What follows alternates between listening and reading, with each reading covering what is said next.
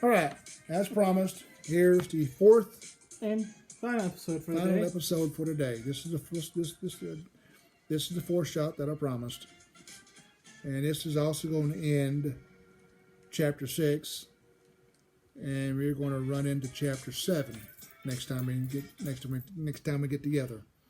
We'll be starting chapter 7. Reason this episode or this chapter is called Seeking Love is because I meet a certain somebody, and it starts a 14 and a half year tenure together where I meet 4 wonderful children, and this little turkey here and his brother are born into this world. So that's going. And then we cause chaos. And then we cause chaos, and that's what this Seeking Love is transitioning into. It's going to be a pretty significant moment in my life. Another one, because as you get older, you have significant points in your life, and this is one of them. One of many that people have. And this is one of my significant events that happens in my life. When I'm in this trailer, though, I'm still connected with my mother, and we got into a really nasty fight one time, and I stopped talking to her for a while again. This is after the incident with the holding cell incident. This is another incident that I got. We didn't have a good falling out because it was involved Sherry again. We was playing the game, and Sherry would cop an attitude, and I stood up, and I was getting ready to leave. I was pissed off at her. I said, I'm not doing this. No, I said, sit down, relax. I said, no. And she tried to give me a hug and said, won't you sit down? I said, no, I kind of tensed up. I was pissed. I didn't want to be loved on. I was pissed. And she pretty much told me to go, fuck off then. Well, she didn't say it out loud, but that's kind of the impression she took. You don't get pissed off. I'll show you pissed off. And I backed up a little bit against the wall, and I said, okay, whatever, So she picked up a broom. She came out with the broom and started trying to hit me with the broom. And I just grabbed everything that I possibly could, because there's no reason for it to escalate like that. There's no point in it. There's absolutely no justifiable reason to do that, to come out with the broom like that. I was mad. And I just wanted to be left the fuck alone. There's no reason to come at with the way she did. And she did. And I started slinging objects, whatever I could find. I was slinging at it. I was slinging at her. I was slinging at the broom. I was going back and forth. When that object broke out of my hand, I grabbed something. I didn't give a shit what I was grabbing. I was just grabbing whatever I can get a hold of, and just slinging it. Pictures, objects off the desk that was beside my father's desk. I didn't give a shit what it was, until she finally decided enough was enough. And after that incident, again, I went another 1 or 2 years or so without talking to her. I didn't talk to her for a long while after that. And there's been a few instances like that where we didn't talk for years at a time. But when we were younger and growing up, she was in church. Because she was in and out of church a lot. She'd be in church, and she'd get out of church, and she'd get back into church, and she'd get out of church. Right now, she's into church. My dad's into church. My dad's more religious than she is right now, believe it or not.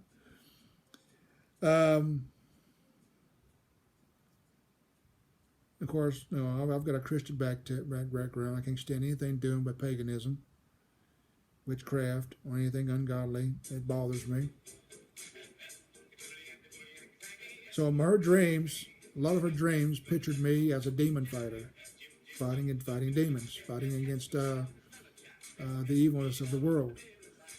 A lot of her dreams were like that. She had several dreams of me fighting against demons. One dream I remember her talking about was me on a beach and a giant serpent or a dragon coming out of the sea, and I would defeat this creature, defending my family. She had the dream interpreted by a preacher who declared I would one day be a warrior for God, and that's what they believed. That I'm going to be a warrior for God one day. I often envision myself in my dreams or daydream of warring against evil. I'm not quite sure what to make of it, but I do know this. I can't stand him, and like I said, anything to do with evil.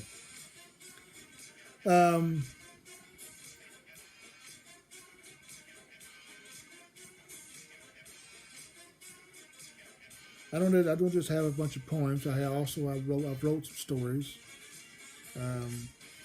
Just hadn't gotten them open. And so this was based off of one of my incidences where I sit down and I chill out, listen to the headphones, I listen to the music. And this is one of the scenes that was created through one of my episodes where I lay down in my bed and I turn the headphones on and put some music on, and this thing played out in my head. It's called The Aftermath, or just Aftermath. They say, can you use poems with one word, one letter, one title? Well, it fits, because Aftermath. Aftermath of what? What's the aftermath about? What happened? It is called that's the aftermath of. Was it a battle? Was it some sort of sex episode? Was it a natural disaster? You don't know until you read the poem. So sometimes one title and a poem actually works, because you want your titles to grab the attention of your audience. And once they grab the attention of the audience, then they can read the body of the work and find out, oh, that's pretty deep. That's what it means. That's what I was talking about. Yada, yada, yada. This is pretty cool. Don't read the book by its cover, basically. So, this is called Aftermath. The silence is deafening. Debris lies scattered about. Corpses lying mangled and decomposing. I walk forward through the smoke, sensing I'm not the only survivor. I peer through the smoke. I see a figure standing there. He starts walking towards me. I grip my weapon tightly. My weapon is a two-pronged spear. As he gets closer, I realize he is not at all human. He is but a dreadful beast, as he brandishes a pitchfork. He, like me, is a sole survivor, recognizing though he or I must die. This beast is monstrous, a demon, his green eyes almost red with anger, his teeth sharp and gritty. He is now within a few steps. I stare down for yet a moment. No words are spoken, no angry gestures, only a vicious attack by both sides. We battle to the brink of exhaustion. You can hear our weapons in the distance, echoing throughout the destruction. The battle rages and rages. I get a lucky shot to his chest, causing him to drop to one knee. He tries to reassert himself, but before he can do so, I bury my spear into his head. It was like an instant death, as though he felt nothing. His life was ended so suddenly, he never knew when it was taken. I pull my spear from his head, his body resembling a burnt corpse. I move around and I walk calmly away, fading out of sight through the smoke.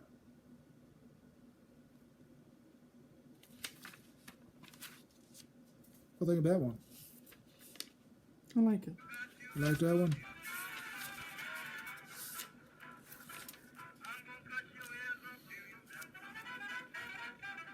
Of course, I'm going through that phase again, lonely and peace. And one day I'm just laying down my head upon the barbell. I had a little barbell about this long.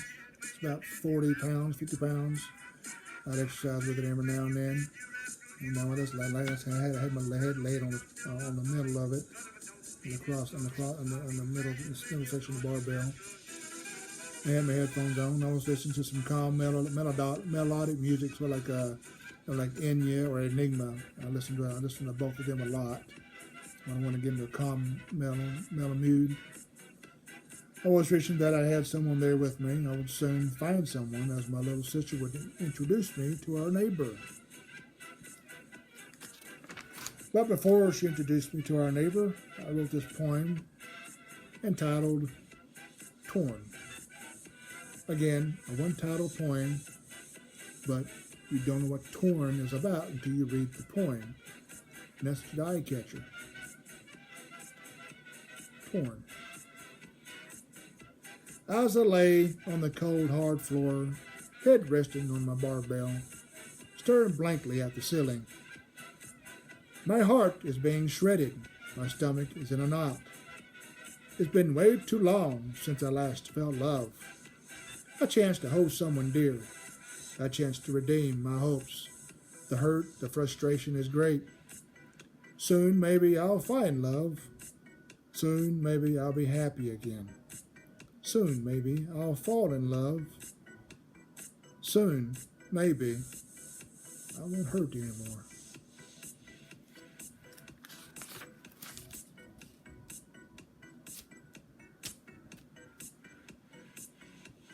I'm on the verge of turning 24 now. We're getting on up in here, and we have met the point now where we're fixing to meet my second wife. And when I was living in a trailer, my window room was facing her, like was facing this way. When I looked at that window, I could see her trailer, her kids playing, and I can see her in the yard sometime. To me, at first, she was a beautiful sight. Long red hair, slender body. It was very beautiful when I first saw her. And sometimes the kids would come when they out to my yard, and they would play football, and we would wrestle. I'd get out there and I'd be their quarterback. I'd throw the ball to them and stuff. And sometimes they would come into the door to the house, watch TV, and then go back out, go home.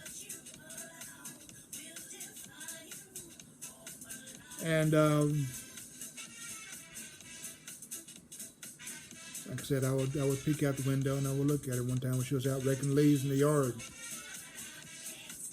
And I said to myself, boy, I would love to give her that. You know, I was just awing at it. Beautiful. Sound like a fantasy, you know. And then there's some beautiful women out there. Yeah. At one time, your mother was very beautiful in my eyes, but you'll find out over the course of the 14 and a half years we were together, our relationship was like a rocky roller coaster ride. The boats were loose, you know, the roller coaster was bumpy, the hills were steep, the climb was steep. There was a lot of shaking, a lot of rattling. It was like a very bad roller coaster ride. But, you know, we just kept being drawn to each other until one day it finally just went all to shit. And for several years I hated her, and then we finally reconciled, and now we're friends again, so to speak. In a weird sense, we're still friends, and we're friends now. Because we're finally, of course, we'll cover that ground as we get there. But this is the start of a 14-and-a-half-year relationship, marriage that was built off of intensity. And you'll find out about that as well. There's a person involved in this story that was didn't know how to let go of things. She needed a way out. She needed an escape route, a way to get away from him, because he was taking a toll on her health, her well-being, and the kids were afraid of him. Began to be afraid of him. He would kick in a door, force himself upon her, and then leave. And he just wouldn't let it go. He would not let it go. So she used me and Amy as Sherry first was the first one that introduced us together. And then Amy set up a meeting face-to-face with us while he was gone. I went over there and visited her, talked to her for a little bit. And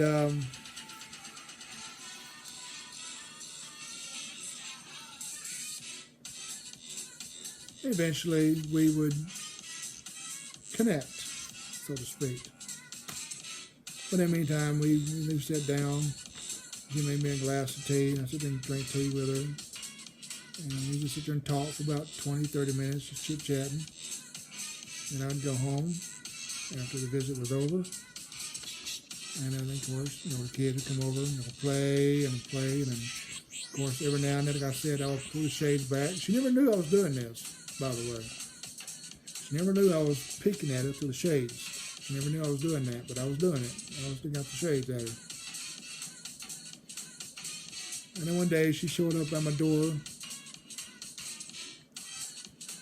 Apparently, I had another episode with him and wanted to know if she could stay at the house for a few days until, to get away from him for a little bit, just kind of get some peace so she could get some rest. So we brought her and the kids over for a little bit. Hide him away from her. And then him? Hide her away from him? Hide her away from him, yeah. Hide her away from him for a little bit. And then, of course, in the meantime, I wrote this poem about her. And this poem, of course, is the name of the chapter, Seeking Love. And so this is the poem I wrote about her as I was watching her and as I was getting to know her. Seeking Love. Do you know what love means, lonely one? Do you need love and need it deeply? Or are your emotions tearing at you inside, wondering what love really truly is? Is the curiosity ripping at your heart? Well, lonely one, my heart is pure. I'm waiting to share it fully with you. If you let me, I'll put your mind at ease. Lonely one, I'll show you what love means. Then as you open your heart, you will finally see. And that is going to be pretty much the end of chapter 6.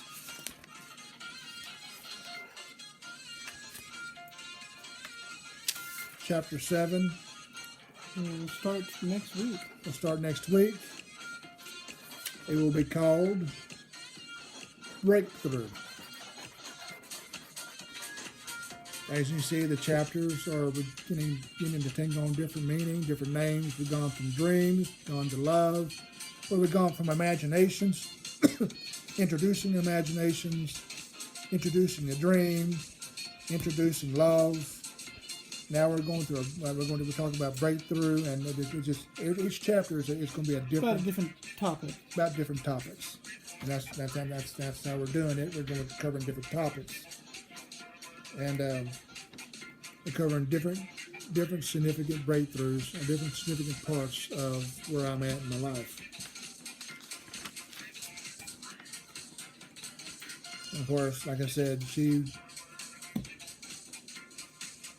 one time she had gone to do something. She came home. All the kids were on the floor. We were watching a movie. She had never seen the kids in that calm of a mood before. She's like, wow, it's quiet in here. What'd you do to them? I'm watching the show. We're just sitting there watching the movie. Everybody was just calm and chilled out. I mean, Chris was a 9 at the time. Tim was 8. Tim was like my little buddy. Chris was my gamer. I was always playing games with him. I was always playing Atari games and Nintendo. We played Nintendo 1964, just a regular Nintendo game. Sometimes I'd make them play until I won because he kept kicking my ass. We played Risk a lot together. We just started to play Risk a lot together. Joey's only 4 when I first met him. He was an innocent little dude. He's still small. He's still small. He's still tiny, but he was small. He was a small one. And of course, Heather, I kind of ended up calling her my little feather. She just couldn't get away from me. She was only 2 years old. She loves the hell out of me. And she loves the shit out of me. She would not let me go. Even when we had our troubles, she'd be the one reason why I came back. Why even when me and Rhonda, is the woman in question, or the woman at the heart of this next line of stories, episodes, her name was Rhonda, of course. When we'd have problems, Heather'd be the one to keep us together. Because she would cry, she'd fuss. Where's Daddy? Where's my daddy at? Because I was her daddy. It didn't matter if she'd found somebody else. I became her father figure. Because you took care of her. Because I took care of her. She was my little girl. And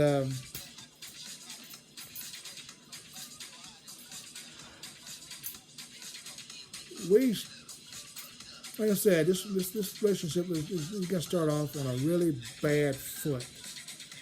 This dude in question, his name was Donald. He was a very verbally abusive, and at sometimes he was almost physically abusive. He was just a violent individual. He'd had several wrecks. He drinks a lot, and he had several wrecks that should have killed him. In one wreck, he made love to a gear shift. The gear shift made him another poop hole, basically. It should have killed him. Eventually, something did happen to him. We'll cover that as well throughout the next several episodes. The way he ended up, what happened to him is very ironic. And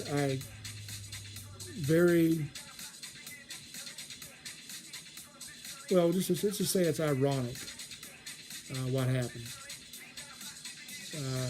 When you hear what happened to him, you'll say, yeah. He didn't listen. He didn't pay attention to the signs.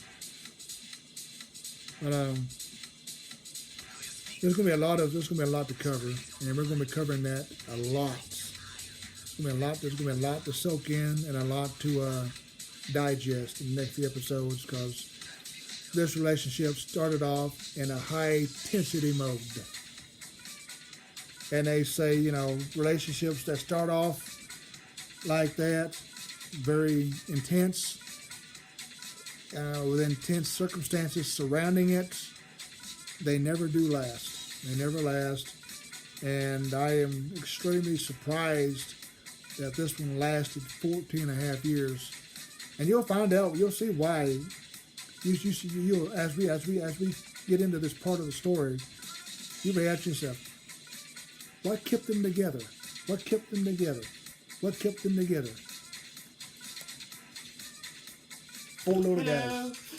4 little guys kept us together, and eventually him and his brother. That's what kept us together. I love y'all both. Because the 4 kids she had, there were 3 different fathers, and none of the fathers were involved in their life. There's a story behind that as well, and you'll find out about that too. If you follow along the story, you'll find out why these fathers were not in the children's lives.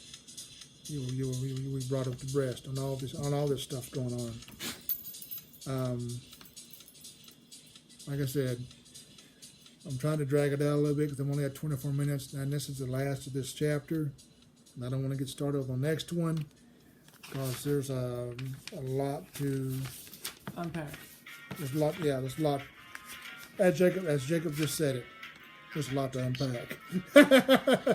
It is a life story, after all. Yeah, so it's there's a lot to go through. So I don't want to open the next. Get to the next point and open the next segment here. There's too much to swallow. So we may just go ahead and cut it off short. I made this a very short episode, shorter than the first one we did today. Because, like I said, this ends chapter 6, and we'll start chapter 7 with, like I said, breakthrough. This is the last of Seeking Love. And until next time, like I said, y'all have plenty enough time to catch up and listen to these stories, and then get caught up to episode 27, chapter 7, Breakthrough, either within the next week or two.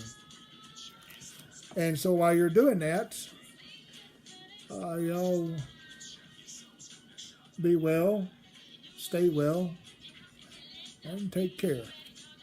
Peace. Peace out.